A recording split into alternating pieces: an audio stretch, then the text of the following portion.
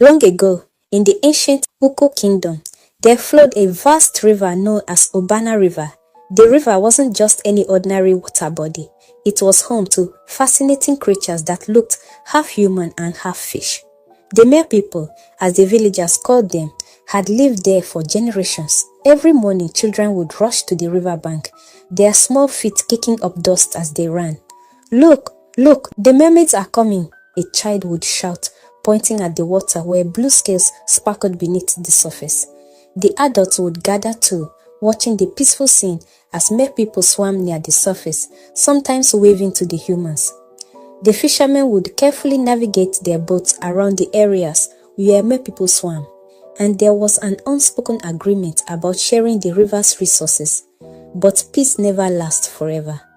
One fateful morning, Ike, one of the most respected fishermen in Uku, went out early to cast his nets. The sun had barely risen, and mist still clung to the water's surface. As he threw his nets, they landed in an area where young mer children were playing. "Human, you're too close to our children," a merman shouted, his voice sharp with warning. Ike pulled at his nets. "I've been fishing here for 20 years. These waters belong to everyone, not where our children swim." The merman's face darkened with anger. Other mer people began surfacing, their faces worried. A young mer child swam too close to one of Ike's nets and became tangled. "My son," a mermaid screamed, diving toward the net. In the chaos, as mer people tried to free the child and Ike tried to protect his nets, something went terribly wrong. The mer child was hurt, and the angry mer people killed Ike. Ike's body was found floating in the river. The news reached King Okpala within the hour. The king sat on his throne, his face growing darker as the village elder explained what had happened. "Your Majesty," the elder finished, "the people are afraid. If the mer people can kill our best fisherman." King Okpala stood, his voice thundering through the throne room. "Bring me my advisors and send word to every village along the river." That evening, the king made his proclamation from the palace steps. "They have taken one of our own," he thundered, his voice echoing off the stone walls. "From this day forward, no mer person shall be permitted to swim at the surface of Obana River. Any who dare defy this decree shall face immediate death. The peace between our peoples is forever broken." The decree changed everything.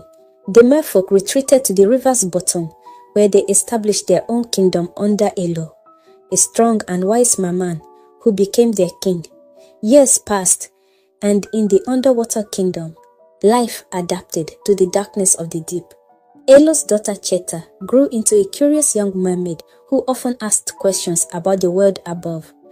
One day, while helping her mother Ini prepare their home for a celebration, Cheta couldn't contain her curiosity.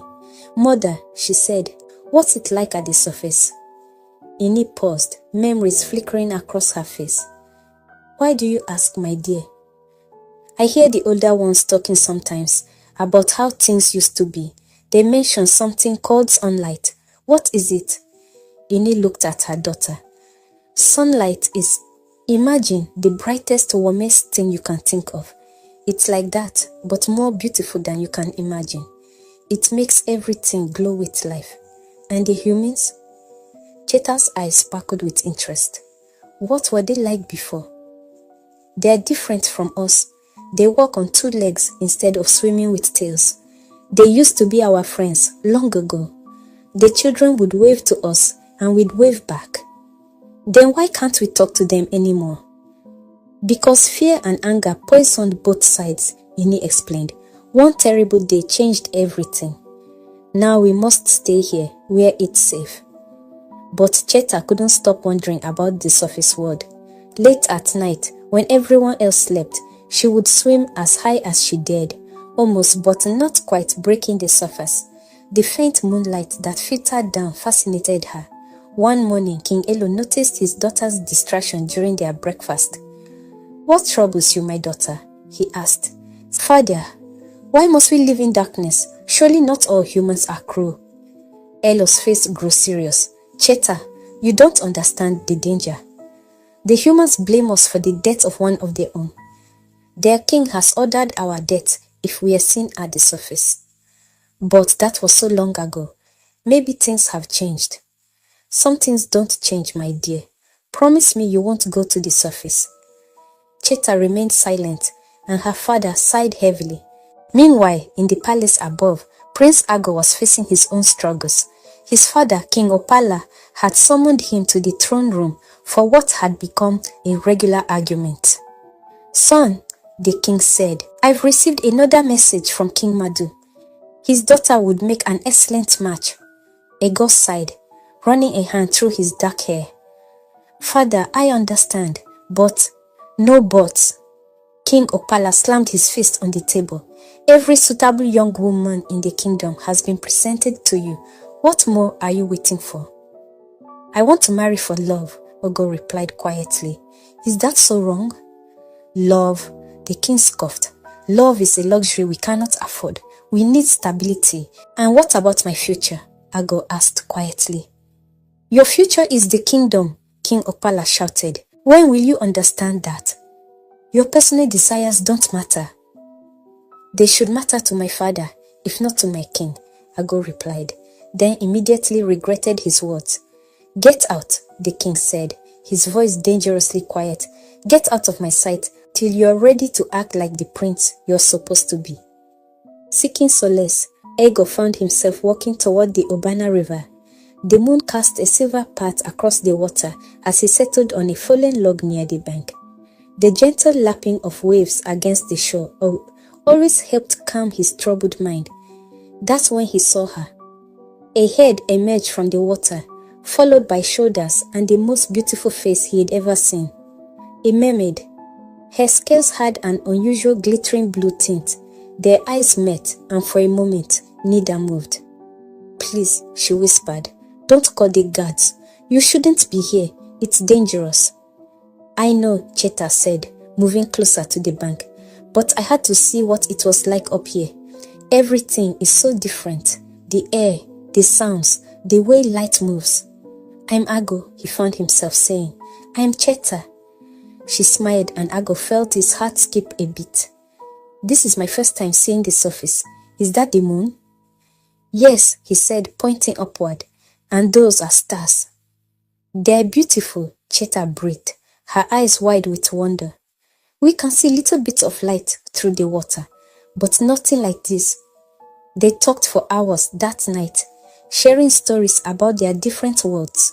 Ego told her about life in the palace, the pressure to marry, his dreams of finding true love. Cheta spoke about the underwater kingdom, her father's wisdom, and her burning curiosity about the surface world. Hours passed like minutes. I should go, Cheta said as the sky began to lighten. My mother will be worried. Will you come back tomorrow night? Ego asked hopefully. Cheta hesitated, then nodded. Yes, but we must be careful. When she returned home, her mother was waiting. Where have you been? Ini demanded, her face pale with worry. I just wanted to see the surface. Cheta, have you lost your mind? They will kill you if they catch you. Mother, maybe they are not all as cruel as you think. Not cruel, Ini's voice rose. They would kill you without a second thought. Promise me you won't go up there again. But Cheta couldn't make that promise. Night after night, she and Ago met by the river. They shared stories, dreams, and eventually their hearts. Their love grew deeper with each meeting, despite the danger. One night, after several months of meetings, Cheta arrived looking troubled. What's wrong? Ago asked, immediately concerned. My father, he's arranging a marriage for me, she said, her voice trembling. With the son of his chief advisor. Ego felt his heart constrict. When? In 2 months' time. Cheta looked up at him, her eyes glistening with tears. Ego, I don't want to marry him. I love you. Their first kiss was gentle, tentative, bridging 2 worlds that had been separated by hatred and fear for so long. Neither of them noticed the ripples their love would create until it was too late. Weeks turned into months, and their secret meetings continued. But secrets have a way of revealing themselves. One morning, Cheta felt strange. Her swimming felt heavier, and her stomach churned with an unfamiliar sensation. When she told her mother she wasn't feeling well, Ines' experienced eyes widened with recognition. "Your scales are changing color," Ine observed, "and you've been sleeping more than usual, Cheta. Are you with child?" Cheta couldn't meet her mother's gaze. "Yes." "Who is the father?" When Cheta remained silent, Ine's voice grew sharp.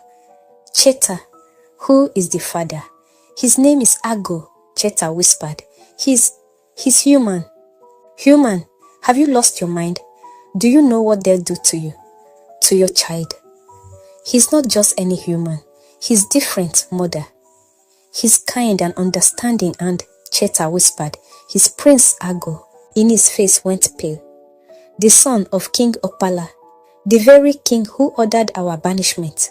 Oh, Cheta, what have you done?" Devastated by her mother's reaction and desperate to find Ago, forgetting in her distress that it was broad daylight, Cheta fled to the surface. The moment her head broke the water surface, shouts erupted from the riverbank. "Mermaid! Catch her!" Nets flew through the air, and before Cheta could dive back to safety, she was entangled. Rough hands dragged her onto the shore, where angry villagers surrounded her. "Please," she begged, "I mean no harm." "No harm?" a fisherman spat. "Like your people meant no harm to Ike?" The beating began. Fists and feet rained down on her as she tried to protect her stomach, thinking only of her unborn child. In the palace, a guard burst into the throne room. "Your Majesty, they've caught a mermaid at the river." Ago's heart stopped. Without a word to his father, he ran. His legs burned as he sprinted through the village, praying he would reach her in time. But when he arrived, it was too late. Cheta lay still on the riverbank, her shiny blue scales dulled with dirt and blood. The crowd fell silent as their prince fell to his knees beside her. "What have you done?" he whispered, then louder. "What have you done? You've killed them both, my love and my child." The crowd stepped back, shocked by his words. King Opala, who had followed his son, stood frozen at the edge of the gathering. From the river came a sound like thunder, and the water began to churn. Ilo, king of the Mafok, rose from the depths, his trident glowing with power. Behind him, an army of merfolk broke the surface, their faces twisted with grief and rage, ready to bat the river red with blood. Finally, it was Ini who stepped forward to broker peace. Standing before both kings, she spoke. "My daughter died for love. Let her death be the last. Let her story teach us that hatred only breeds more hatred, while love might have shown us a better way." A new treaty was drawn up. The merfolk would no longer be banned from the surface, and humans would no longer react with violence to their presence. It wasn't perfect, but it was a beginning. Prince Ago never married. He devoted his life to maintaining peace between the two peoples, and every night until his death, he would sit by the river, remembering the love that changed two kingdoms.